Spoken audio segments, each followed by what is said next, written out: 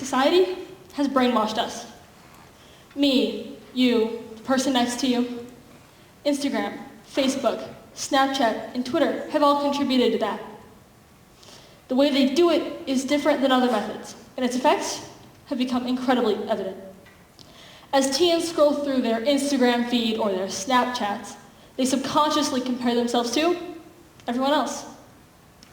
The majority of our ads and society standards are unattainable, but that has become our goal within our everyday reality. As middle schoolers, we experience this concept every day.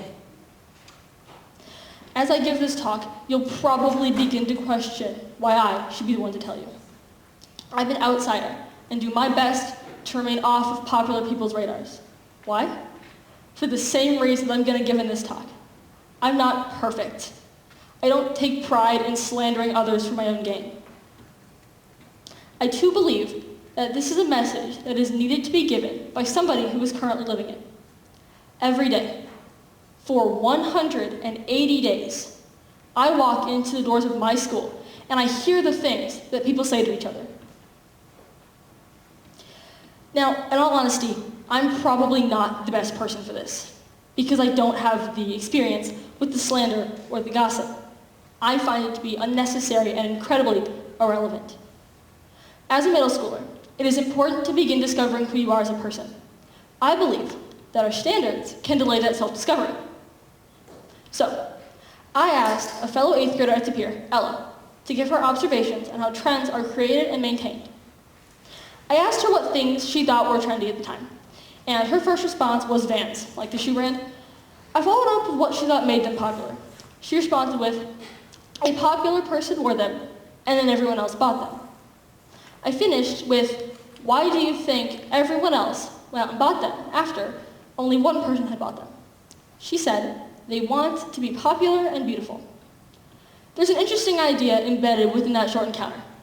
The idea that one person solely began something else. Why is that? To the best of my knowledge, it's because we long to be a group. This idea dates back to early civilization. Group living and sticking together kept us alive in the past when we were at the mercy of the elements. Then, it was a matter of our physical survival. We're no longer looking for the protection of our physical needs. Now, it is a matter of the survival of our social status.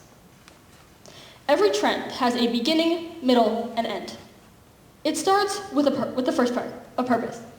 The greater population, however, usually never finds out that purpose, due to what I'm calling the second part of the trend, the rise and the fall. This stage has two parts. The trend goes through a popular trend and gaining popularity and a strong following. This is where our purpose tends to get lost. Everyone is so wrapped up in how cool something is that they forget that there is always a purpose. The fall occurs after a trend has lived out its days in the spotlight. It slowly starts to decrease to nothing. This takes us to our third part, the end, when the trend disappears and other things begin to take its place.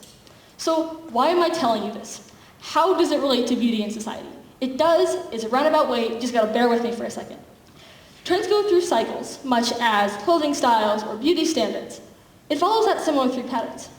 That mannerism, those three parts of that cycle, keep everyone on their toes. And, as much as I hate to, I have to commend that system.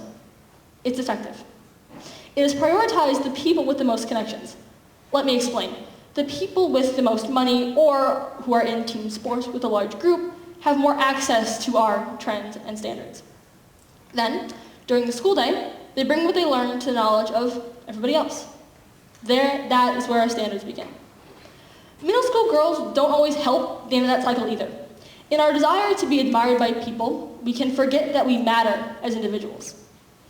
I'm going to make a generalization that I'm certain doesn't apply to everyone. It's just what I've noticed. Generally, middle school girls tend to go into one of two places. One, a cult. A cult that, when entered, and if managed to get out of, will get you gossiped about or looked down upon. Or two, a limbo. A place where you are neither vital to the operation nor completely irrelevant. You're just one of the many subjects of a reign that extends from the east entrance of your school to the west exit. To all my limbo people out there, thank you. Thank you for staying yourself in a time that's one of the less traveled roads. Sometimes people become wrapped up in society and being loved by other people. When they get this way, they can become the victims of so many bad things, like eating or sleeping disorders, or anxiety and self-doubt. People do this, and I've always wanted to ask this question. Why would you subject yourself to the anxiety of someone else's opinion? I've never had the courage to do so, but this is what I've theorized. Society's beauty standards are very evident in our society, but don't take my word for it. Take the Dove Global Beauty and Confidence Report. It interviewed 10,000 women and girls over 13 countries. Of those interviewed, 60% said that they felt a need to meet society's beauty standards. 60%. I believe that this is why we subject ourselves to this. We feel the need to meet our beauty standards. Our goal is to achieve perfection, which, by definition, is the condition, state, or quality of being free or as far away from all flaws or defects. I, however, believe that Prince EA has a better definition. A 10-letter word describing something that doesn't exist, or prison. To further explain this, have you ever seen a perfect rock? No. Every rock has its jagged edges, smooth edges, or whatever else.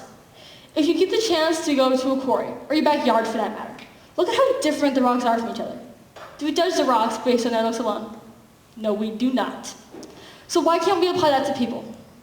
The most broken-looking rock could be holding diamonds, and we'd never know it if we didn't care enough to pry beneath the surface.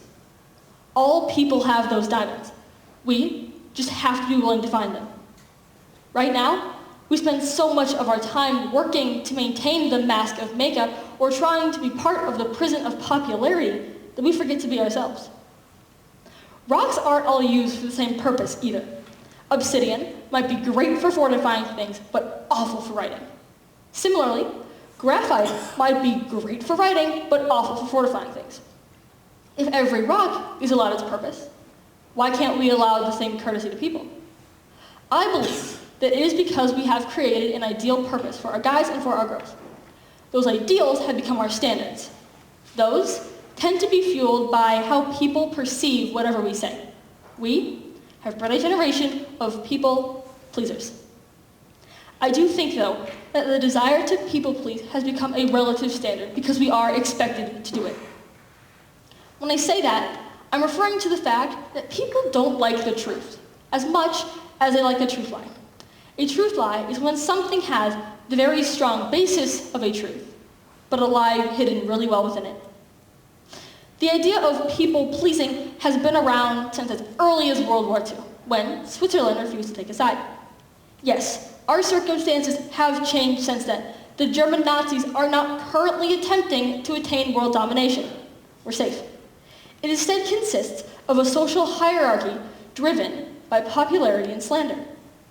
No wonder why our teens are afraid to take stances on issues. Whether it be the things you like or major political issues, we are given an ultimatum. Be accepted or be true to yourself. Now, I'm not totally sure when people-pleasing went from nice to an expectation. I think that my generation has been more susceptible to it because of social media, or what I'm calling the X Factor. Almost all of what we see, commercials mainly, are to please something, whether it be the need for a new truck or some movie coming out later that year. We've just been taught to do it because if ads can do it and get away with it, why can't we? The distorted reality we live in has led us believe that everyone's life is on the internet. Guess what? It isn't. We put our positive online because a lot of the time it makes us seem happier. We leave our negative in the real world because sometimes that negativity is more real than our positivity. And then we wonder why our teen suicide rates are up by 8%. So what can we do about this? Asking somebody to change their entire perception and opinion of a society principle isn't going to happen. And that's okay. There are things that we can do to cultivate the image we have of ourselves. My advice?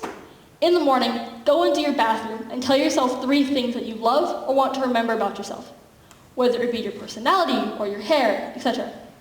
Let me give you an example. I am loyal, I am worthy, and I don't need validation to be a good person. Or, because most of us are carrying around phones, you could just type those 3 things down and look at them periodically through the day. Or, for adults that are in the same boat, for each time you swipe your credit card, almost like credit card processing machines, say something positive about yourself, like, I'm enough, or I am loved, etc. On a related note, about 20% of our teens have depression. We wonder why that is. I believe that social media has greatly impacted those rates. Teens love to edit their backgrounds and their filter, or ourselves in general. The media has done the same thing to promote the ideals of a perfect person. Now, according to an article titled, 100% of what you see in fashion magazines is retouched, the Inside report that it is significant. They actually take an actress's face and actually paste it on a thinner body. This only proves the theory that has been reiterated with time. People will tell you that the squeaky wheel gets the oil, but that isn't really true, is it? The squeaky wheel is left to rust, and every other wheel rolls on without it. I'm telling you this not simply to provide awareness to an issue that has grown, but to provide a problem and its ever so helpful partner, solution. Use America's Next Top Models for an example. The people on the show are different from what society would say is acceptable. Whether it be hearing impairments or psoriasis, they throw the idea of one type of beautiful out the window. That's why I'm telling you this. This is big picture. Society standards bring one type of beautiful to light and focus so much on the visual side of beauty, regardless of the fact that there are multiple ways to be beautiful. A beautiful soul is just as good as a beautiful body. Doing good is much more rewarding than looking good. Doing good gives you satisfaction that you are helping other people. Now, I'm not saying that you shouldn't care about your health. Yes, it is important to be healthy. The idea of beautiful too is an opinion. I could be thinking, my gosh, she looks great today. And she could be thinking, God, I've never looked worse. I though believe that if you are doing something for the sole purpose of being admired, it can become self-degrading. I'd love to help create a society not based upon weight and looks, but based upon someone's overall health and beautiful soul. Currently, most of us are willing to change ourselves to meet something that changes faster than a 12-year-old girl's crush. Why do we subject ourselves to that sort of internal torture? We long to be accepted into a society that has already made its cuts, and you just didn't get it. Not good enough. Try again next time, it'll tell you, knowing full well that you will. As a society, we need to change our views on beauty. We have morphed into a state that, if not carefully monitored, will destroy us. Thank you.